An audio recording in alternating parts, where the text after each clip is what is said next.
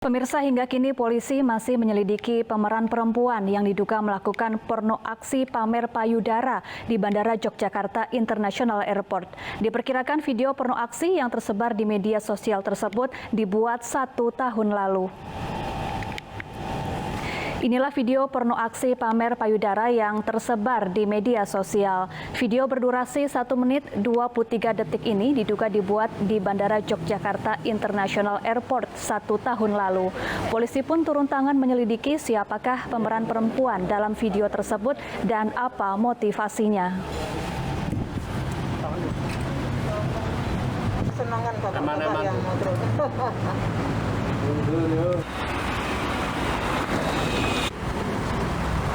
Perilaku porno lah kita istilahkan seperti itu terjadi. Kemarin kejadiannya belum tahu. Nah intinya karena hal tersebut sudah viral, maka polisi menindaklanjuti dengan melakukan penyelidikan. Kemudian dari penyelidikan yang kami lakukan berdasarkan hal viral yang kita ketahui sekitar tanggal 30 November, ini kita lakukan upaya kerjasama dengan pihak Angkasa Pura. Karena memang diduga awalnya itu dilakukan di Angkasa Pura. Dari hasil koordinasi kami kemudian mengecek kesesuaian antara lokasi di sana dengan di video itu memang betul hal tersebut diambil atau dilakukan di wilayah area Bandara Yogyakarta International Airport. Kemudian video itu durasinya kurang lebih 1 menit 23 detik. Namun demikian, untuk pengambilan gambar tersebut berdasarkan dari tanda-tanda lokasi. Jadi di sana ada sebuah rambu yang apabila dipasang kamera di posisi pemain itu seharusnya terlihat. Tapi pada saat video itu ada, itu tidak terlihat rambu itu. Rambu itu dari pihak Angkasa Pura kita sudah koordinasi dipasang sekitar bulan Oktober 2020. Sehingga apabila video itu tidak terlihat rambu tersebut, kemungkinan video itu dibuat sebelum Oktober. Ya, apa sebenarnya pemicu seseorang untuk melakukan porno aksi? Sudah bergabung bersama kami psikolog klinis Oriza Sativa. Selamat sore Mbak Oriza. Selamat sore Mbak Oriza. Halo, selamat sore Mbak Safa. Ya, Mbak Oriza, bagaimana tanggapan Anda melihat aksi pamer payudara yang terjadi di Bandara Internasional Yogyakarta ini? Oke, jadi kalau yang dilakukan oleh yang bersangkutan adalah kita sebut dengan porno aksi, jelas itu tindakan porno aksi. Tetapi untuk eksibisionis kita bilang memang itu perilaku-perilaku yang mengarah kepada perilaku eksibisionis. Tapi kita perlu dalami lagi apakah yang bersangkutan sudah menjurus kepada yang kita sebut dengan exhibitionist disorder atau gangguan atau penyimpangan eksibisionis gitu.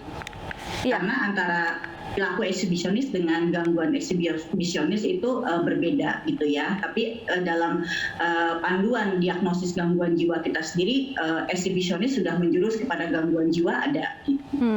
Lalu sebetulnya faktor-faktor apa saja yang menyebabkan seseorang berani melakukan porno aksi atau menjadi eksibisionis?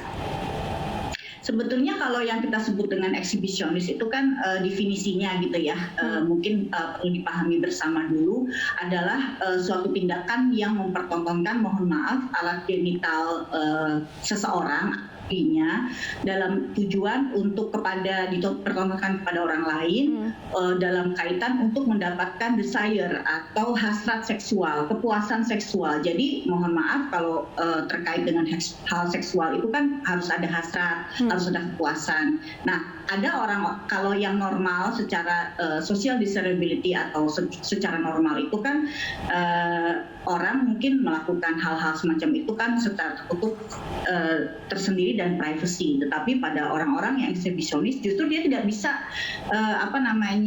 dan tidak menyenangkan bagi dia bila tidak dipertontonkan seperti itu, Mbak. Adakah hal-hal yang menjadi pemicu seseorang berani melakukan eksibisionis, misalnya peristiwa yang pernah terjadi di masa lalu yang menimpa dirinya, begitu Mbak Oriza?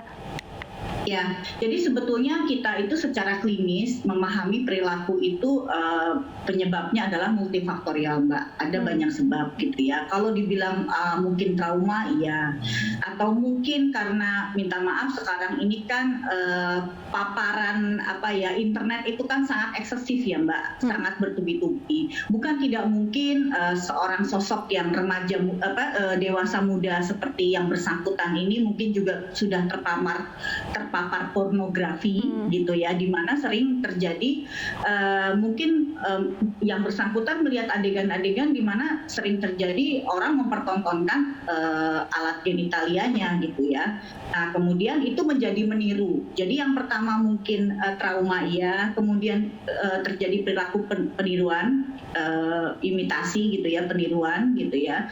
Kemudian bisa jadi kemungkinan juga yang bersangkutan memang memiliki gangguan yang kita sebut tadi eksibisionis. Nah, itu harus kita dalami dengan mungkin pihak kepolisian, kan nanti ada psikolog untuk bisa dilakukan tes gitu ya, misalkan dengan tes gambar itu akan terlihat kok seseorang itu punya kecenderungan eksibisionis atau tidak, itu terlihat kok. Gitu. Ya, di era digital ini banyak juga orang-orang yang melakukan porno aksi dengan memamerkan organ vitalnya untuk mendapatkan uang. Tanggapan Anda, Mbak Oriza? Itu jadi yang saya akan sebutkan juga, dan kemungkinan juga karena motivasi uang awalnya dia memiliki kecenderungan untuk memang ada penyimpangan kejiwaan. Nah, tetapi setelah itu kemudian berkembang karena dia juga mungkin bergaul, ada tuntutan sosial, ada respon sosial, kemudian pada akhirnya berkembang menjadi motif ekonomi sangat mungkin. Dan satu yang harus kita pahami, yang namanya penyimpangan kalau satu sudah terjadi itu jelas akan menimbulkan penyimpangan-penyimpangan yang lain. Dasarnya adalah satu, kerentanan kepribadian alias konstitusi kepribadian yang lemah. Sama seperti halnya fisik kita. Kalau misalkan fisik kita itu misalnya ada yang mudah masuk angin, mudah flu, mudah batuk, mudah pilek, mungkin juga ada kalanya mudah untuk menjadi vertigo atau migrain, itu sangat mungkin gitu ya. Nah, orang yang memang dasar kepribadiannya memang lemah gitu ya, dan mudah untuk menjadi terganggu jiwanya, itu sangat mungkin untuk menjadi melegalkan hal-hal yang seharusnya di luar norma sosial kita. Salah satunya adalah akhirnya mencari pembenaran, atau dengan mudahnya, dengan santainya dia melakukan hal-hal tersebut justru untuk berkembang dengan motif ekonomi. Ya. Kemudian bagaimana membatasi penggunaan media sosial agar terhindar dari konten-konten pornografi yang akan berdampak pada kondisi psikologis seseorang? Ya, jadi sebetulnya saya selalu dalam misalkan dalam sesi-sesi webinar saya selalu menyarankan pentingnya untuk keamanan digital dimulai dari usia anak-anak. Usia anak-anak itu 2 sampai 18 tahun ya. Kalau 0 sampai 2 sebetulnya anak-anak juga, tetapi kan itu kita sebut dengan masa bayi. 2 sampai 18 tahun ada tahapan-tahapan yang harus dilakukan gitu ya. Jadi pada rentang masing-masing usia itu ada cara-caranya tersendiri, Mbak. Jadi misalnya untuk usia 2 sampai 5 tahun sejalan dengan anak-anak sedang melakukan fase eksplorasi. Jadi yang harus dilakukan adalah menggunakan internet hanya untuk memperkenalkan dunia luar gitu ya. Katanya pengen melihat misalnya bunga yang terbesar gitu ya, misalnya bunga bangkai seperti apa, yuk kita browsing di internet. Ingin melihat kota-kota di Amerika, misalnya kita belum ke Amerika, yuk kita lihat gitu ya. Jadi menggunakan internet itu untuk sebagai ajang eksplorasi, karena kebutuhan dasar psikologisnya adalah untuk eksplorasi.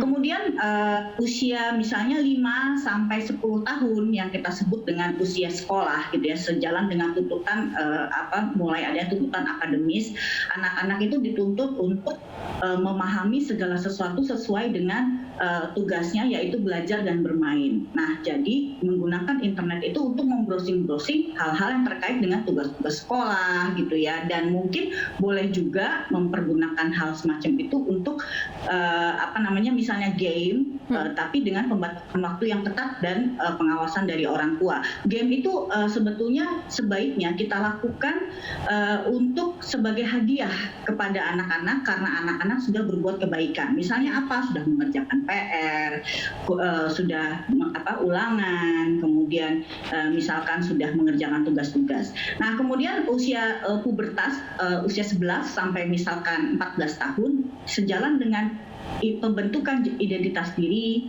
itu, makanya kita harus mulai menanamkan nilai-nilai kehidupan di sini gitu ya, bahwa arti pentingnya ada loh yang namanya pornografi, ada loh yang namanya cyberbullying ya kan, ada loh yang namanya phishing gitu ya, ada loh yang namanya seks online gitu ya, pornografi online dan lain sebagainya. Itu kita harus mulai menanamkan seks edukasi dini tidak hanya dalam pergaulan tetapi dalam dunia internet. Ini yang sangat penting. Sexual harassment dalam dunia digital juga harus diperkenalkan.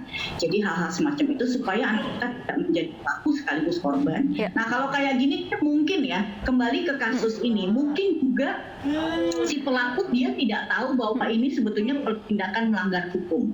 Ya kan gitu, dan mungkin dia hanya mengikuti dorongan sesaatnya dia, dan mungkin kita tarik ke belakang lagi apa yang terjadi, mungkin penanaman nilai hidup dari orang tua juga mungkin lemah gitu ya, kemungkinan. Ya.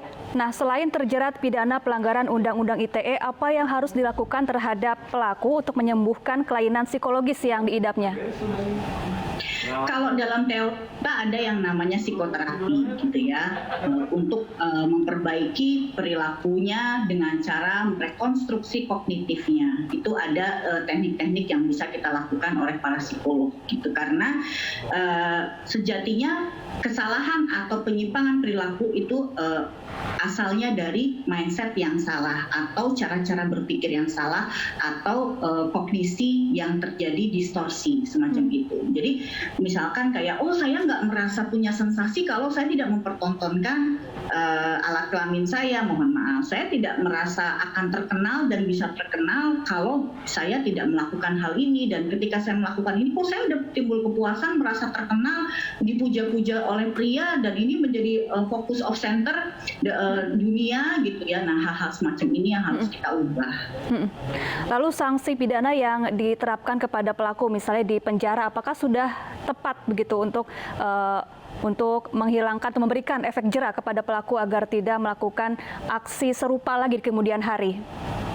Ya, jadi terkait dengan sanksi pidana, yang perlu saya himbau pertama adalah adanya asesmen secara menyeluruh tentang kondisi psikologis si pelaku ini, gitu ya, perilaku porno aksi ini. Karena apa? Karena untuk mengetahui dulu nih kondisi psikologisnya seperti apa, gitu ya. Jangan-jangan memang sudah mengalami gangguan kejiwaan. Nah, kalau boleh nih mungkin dilakukan terapi dulu sebelum mungkin dia harus tetap mempertanggungjawabkan perbuatannya berdasarkan Undang-Undang ITE.